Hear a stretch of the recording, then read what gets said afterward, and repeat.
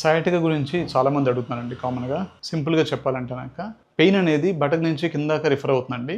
అక్కడ స్పైన్ దగ్గర ఉన్న నర్వ్స్ కొంచెం ప్రెస్ అయ్యి బటక్ నుంచి కిందాక రిఫర్ అవ్వడం వల్ల మనకి సయాటికా పెయిన్ లాంటిది వస్తూ ఉంటుంది. అది వచ్చినప్పుడు చాలామంది ఒక బెండ్ అయ్యే వస్తువులు లిఫ్ట్ చేసినా కానీ, లేకపోతే బెండ్ అయ్యి ఏమైనా వర్క్ చేస్తున్నా కానీ ఆ పెయిన్ అనేది ఇంకా చాలా ఎక్కువ ట్రిగ్గర్ అవుతుంది. వాళ్ళు బెండింగ్ యాక్టివిటీ లాంటిది ఎక్కువ చేయకూడదు. వాళ్ళు డెఫినిట్‌గా స్పైన్ స్ట్రెంత్ అనేది బాగా ఎక్కువ టార్గెట్ చేసుకోవాలి. ఆ స్పైన్ స్ట్రెంథెనింగ్ ఎక్సర్సైజ్, ఆ డిస్క్ బల్జ్ ఎంత ఉన్నది, వాళ్ళ దగ్గర ఉన్న ఎంఆర్ఐ రిపోర్ట్స్ కానీ, లేకపోతే వాళ్ళ దగ్గర ఉన్నవి ఉంటే గనక వాటి బట్టి మనము ఎంత డిస్క్ బల్జ్ ఉంది, లేదా వాళ్ళ మజిల్ స్ట్రెంత్ ఎలా ఉంది, ఇవన్నీ చూసుకొని అవే కాకుండా ఇందాక చెప్పినట్టు హ్యామ్‌స్ట్రింగ్ మజిల్స్ అవన్నీ కొంచెం వీక్ ఉంటే గనక హ్యామ్‌స్ట్రింగ్ మజిల్ స్ట్రెంత్ అవన్నీ కూడా పెంచుకొని, లేకపోతే టైట్‌నెస్ ఉంటే వాటిని కొంచెం రిలాక్స్ చేసుకొని, ఏదైతే వాళ్ళ బాడీ తగ్గట్టు ఉందో కస్టమైజ్డ్ ఎక్సర్సైజ్ అనేది ప్లాన్ చేసుకోవడం చాలా ఇంపార్టెంట్. సో ఒకవేళ కనుక డిస్క్ బల్జ్ బాగా ఎక్కువ ఉంది, లేకపోతే సయాటికా బాగా ఎక్కువ ఉంది, ఇలాంటి కండిషన్‌లో ఫిజియోథెరపీ మీకు హెల్ప్ అవ్వకపోతే హెల్ప్ అవ్వదని చెప్పి, అది నిజంగా మీకు ఒకవేళ సర్జరీ కన్వర్ట్ చేయాల్సి వస్తే గనక సర్జరీ డాక్టర్ గారు ఎవరైతే బెస్ట్ ఉన్నారో వాళ్ళని కూడా మీకు రిఫర్ చేయడం జరుగుతుంది.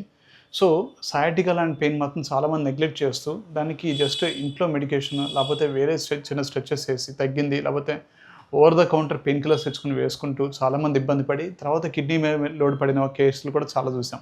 సో దయచేసి తప్పకుండా ఏ పెయిన్ ఉన్నా కానీ ఒక్కసారి డాక్టర్ని కలిస్తే గనక ఎర్లీ స్టేజ్‌లోనే ఆ సయాటికా పెయిన్ కానీ, డిస్క్ బల్జ్ కానీ వేరే కండిషన్స్ అన్నీ కూడా ఎర్లీగా సార్ట్ ఔట్ చేసుకోవచ్చు.